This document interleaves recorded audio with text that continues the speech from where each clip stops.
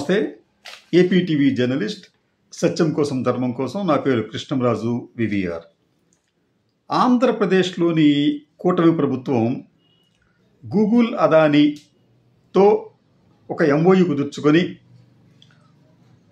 ఒక గిగావాట్ సామర్థ్యం గల డేటా సెంటర్ను విశాఖపట్నంలో ఏర్పాటు చేయాలనుకుంటుంది. దీనికోసం కూటమి ప్రభుత్వం ఇప్పటికే దాదాపు 480 ఎకరాల భూమిని సమీకరించి సిద్ధంగా ఉంచింది ఈ అదానీ గూగుల్కి ఇవ్వటానికి. ఇది సుమారుగా $15 బిలియన్ పెట్టుబడితో దశల వారీగా ఈ డేటా సెంటర్ను నిర్మిస్తారు. అయితే ఈ డేటా సెంటర్కు సంబంధించి ఇప్పటికే అనేక వాదోపవాదాలు జరుగుతున్నాయి.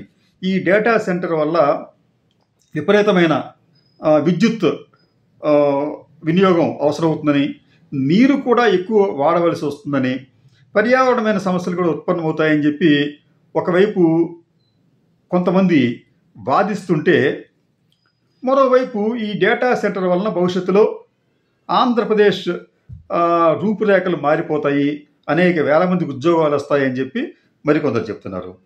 ఏది ఏమైనప్పటికీ కూడా ఈ డేటా సెంటర్లకు సంబంధించి ప్రపంచవ్యాప్తంగా చాలా ఉన్నప్పటికీ చాలా చోట్ల వీటికి వ్యతిరేకంగా ఉద్యమాలు కూడా జరుగుతున్నాయి.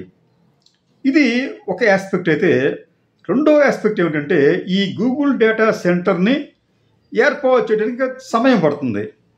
అది పూర్తి సామర్థ్యంతో, అంటే వాళ్ళు చెప్పినట్లుగా ఈ 1 గిగావాట్ సామర్థ్యానికి ఈ కేంద్రాన్ని తీసుకువెళ్ళటానికి దాదాపు 10 ఏళ్ళు పడుతుంది. అయితే ఈ మధ్యన ఈ టెక్ జైంట్స్ అంటే ఎలన్ మస్క్ కావచ్చు, లేకపోతే ఈ జెఫ్ బోజ్ కావచ్చు, ఇటువంటి వాళ్ళందరూ కూడా, సుందర్ పిచాయ్ కావచ్చు, ముఖ్యంగా గూగుల్ CEO సుందర్ పిచాయ్ కావచ్చు, వీళ్ళందరూ కూడా ఇప్పుడు ఒక కొత్త టెక్నాలజీ గురించి చాలా ఎక్కువగా మాట్లాడుతున్నారు. అదేమిటంటే ఈ డేటా సెంటర్లని భూమి మీద ఏర్పాటు చేసి అనవసరమైన వ్యయాలు, అనవసరమైన వివాదాలు కొని తెచ్చుకోవటం ఎందుకు? ఈ డేటా సెంటర్లను మనం అంతరిక్షంలో ఏర్పాటు చేసుకుంటే అసలు ఎటువంటి సమస్య ఉత్పన్నం కాదు. తర్వాత ఒక్కసారి వీటిని అంతరిక్షంలో ప్రయోగించిన తర్వాత వాటికి సంబంధించి మెయింటెనెన్స్ కూడా నియర్లీ జీరో అని చెప్పి వీళ్ళు చెప్తున్నారు. దీంట్లో భాగంగానే ఇక నుంచి కొత్త డేటా సెంటర్లను అంతరిక్షంలో ఏర్పాటు చేసేందుకు, అంటే లో ఎర్త్ ఆర్బిట్, దీంట్లో ఏర్పాటు చేసేందుకు వాళ్ళు సన్నాహాలు చేస్తున్నారు. ఇదే నిజమైతే ఇది మన విశాఖ డేటా సెంటర్తో పాటు అనేక దేశాల్లో ఉన్న డేటా సెంటర్ల ఉనికికి ముప్పు రావటం తథ్యం. ఎందుకు ఈ వీళ్ళందరూ కూడా, అంటే మనం చెప్పినట్టు గూగుల్ CEO సుందర్ పిచాయ్ కావచ్చు, జెఫ్ బోజ్ అమెజాన్ చైర్మన్ ఆయన, అలాగే మీకు ఎలన్ మస్క్ ఈ టెక్ జైంట్ అయినా, వీళ్ళందరూ కూడా ఎందుకు అంతరిక్షంలో డేటా సెంటర్లను ఏర్పాటు చేయాలనుకుంటున్నారంటే ఈ డేటా సెంటర్లకు అనుబంధంగా వాళ్ళు ఈ సోలార్ ప్యానెల్స్ను అమర్స్తే అక్కడి నుంచి మీకు అపరిమితమైన అన్ఇంటరప్టెడ్ సోలార్ ఎనర్జీ అనేది ఈ డేటా సెంటర్లకు లభిస్తుంది. కాబట్టి ఈ డేటా సెంటర్లకు 1 యూనిట్ కూడా వీళ్ళు భూమి మీద నుంచి ఖర్చు చేయడం అవసరం లేదు. ప్రతి యూనిట్ కూడా ఈ సోలార్ ప్యానెల్స్ అంతరిక్షంలో ఈ సూర్యరశ్మి నుంచి సేకరిస్తాయి.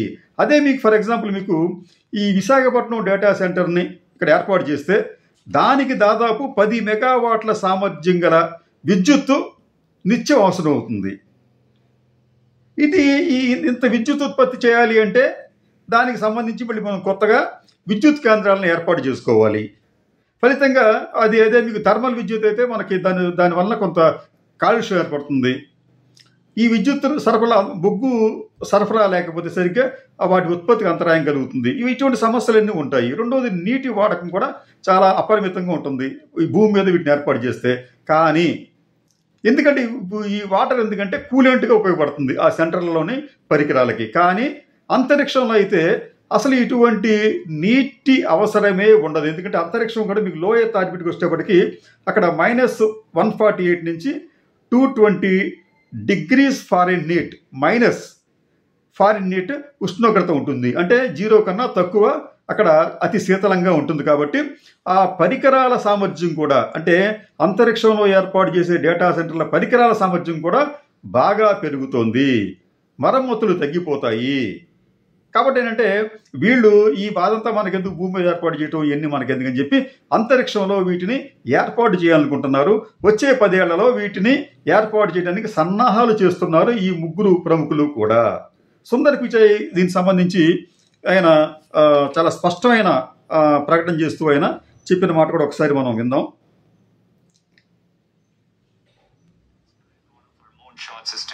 How do we one day have data centers in space so that we can better harness the energy from the sun? That is 100 trillion times more energy than what we produce in all of Earth today. So we want to put these data centers in space, closer to the sun. And I think we are taking our first step in 27. We'll send tiny racks of machines and have them in satellites, test them out, and then start scaling from there. But there's no doubt to me that a decade or so away, we'll be viewing it as a more normal way to build data centers. Well, and so much of this is ఇక్కడ normal. It's normal. Sundar Pichai గారు చెప్పింది ఏమిటంటే అంతరిక్షంలో మనకి అపరిమితమైన energy లభిస్తుంది అని చెప్పి ఒకటి, ఈ సంవత్సరం నుంచే అంటే 2027 నుంచే మేము ప్రయోగ ప్రాతిపదికగా కొన్ని పరికరాలను అంతరిక్షంలోకి పంపిస్తాం అని చెప్తాడు ఆయన. తర్వాత వాటిని క్రమంగా పెంచుకుంటూ 10 ఏళ్లలోగానే మేము అక్కడ ఈ డేటా సెంటర్లు నిర్మిస్తామని చెప్పి అన్నారు. నిజానికి మన విశాఖపట్నం డేటా సెంటర్ కూడా పూర్తి సామర్థ్యంలోకి రావడానికి 10 ఏళ్ళు పడుతుంది. అయితే ఈలోపు టెక్నాలజీ మారిపోతుంది. కానీ కొంతమంది ఏమంటారంటే ఇలా టెక్నాలజీ మారిపోయినంత మాత్రాన ఈ డేటా సెంటర్కి వచ్చిన ముప్పు ఏంటి అని చెప్పి అంటారు. ఒకసారి అంతరిక్షంలో డేటా సెంటర్ల ప్రయోజనం అనేది, అలాగే దాని లాభదాయకత అనేది ఎక్కువగా ఉంటే అనేక సంస్థలు, ముఖ్యంగా యూరోప్లోని అనేక సంస్థలు, అలాగే చైనా కూడా ఈ డేటా సెంటర్లను అంతరిక్షంలోనే ఏర్పాటు చేయడానికి ప్రయత్నించి భూమి మీద ఉన్న వీటిని క్రమంగా నిలిపివేస్తారు, తొలగిస్తారు. సరే, ఎలా చెప్పగలుగుతున్నాం ఈ మాట అంటే మీకు ఒక ఉదాహరణ ఏంటంటే ఇంటర్నెట్ సౌకర్యం. మనకి ఇంటర్నెట్ అనేది ఈ రోజున ప్రపంచవ్యాప్తంగా నలుమూలలా లేకపోయినప్పటికీ కూడా ప్రపంచవ్యాప్తంగా ఉంది. దీనికి సంబంధించి ఇది ఇంటర్నెట్ అనేది మనం ఆ డేటాని మనం శాటిలైట్స్ ద్వారా కానీ ప్రధానంగా, లేకపోతే సబ్మెర్సిబుల్ కేబుల్ ద్వారా కానీ, లేకపోతే టవర్స్ ద్వారా కానీ చేస్తున్నారు. ఇవన్నీ కూడా ఖర్చుతో కూడిన పనే, డేటా స్పీడ్ కూడా తక్కువగానే ఉంటుంది. దీనిని అధిగమించడానికి ఎలన్ మస్క్ మన స్టార్ లింక్ అని చెప్పి ఒక సిస్టమ్ని ప్రవేశపెట్టాడు ఆయన. ఆ స్టార్ లింక్స్ ఏంటంటే చిన్న చిన్న ఉపగ్రహాలని అంతరిక్షంలోకి ప్రయోగిస్తారు. ఈ భూమి మీద నుంచి డేటా నేరుగా ఆ స్టార్ లింక్ శాటిలైట్స్కి అంది అక్కడ నుంచి ప్రపంచవ్యాప్తంగా ఈ సిగ్నల్స్ వెళుతున్నాయి. ఇప్పటికే ఎలన్ మస్క్ దాదాపు 10,000 శాటిలైట్స్ను ప్రయోగించారు. ఈ 10,000 శాటిలైట్స్ ఏం చేస్తున్నాయంటే ఈ రోజున ప్రపంచంలోని మారుమూల ప్రాంతాలకు సైతం, అండమాన్ నికోబార్ లాంటి మారుమూల ప్రాంతాలకు, కుగ్రామాలకు కూడా ఈ రోజున తేలికగా అంతరిక్షం నుంచి మనకి ఇంటర్నెట్ అందుతోంది. ఒక చిన్న స్టార్ లింక్ వాళ్ళు అమ్మే ఒక చిన్న పరికరాన్ని దాదాపు 30,000 ఉంటుంది. అది మనం కొనుక్కొని మనం ఎక్కడ పెట్టుకున్నా దానిని మనం చాలా ఈజీగా ఈ స్టార్ లింక్ శాటిలైట్స్తో అనుసంధానం చేయొచ్చు విత్ సింగిల్ క్లిక్తో. ఆ తర్వాత అక్కడి నుంచి మనకి చాలా హై స్పీడ్ ఇంటర్నెట్ మనకి లభిస్తుంది. క్రమంగా ఏమవుతుందంటే అది అందుబాటులోకి వచ్చిన తర్వాత ఈ సబ్మెర్సిబుల్ కేబుల్స్, అంటే విశాఖపట్నం నుంచి సింగపూర్ కూడా ఈ డేటా సెంటర్ కోసం సబ్మెర్సిబుల్ కేబుల్ వేయాల్సి వస్తుంది. ఇటువంటివన్నీ కూడా తొలగించేయచ్చు. ఇది అసాధ్యమైన పని అయితే ఖచ్చితంగా కాదు. ఇది చాలా తొందరలోనే అందుబాటులోకి రాబోతుంది.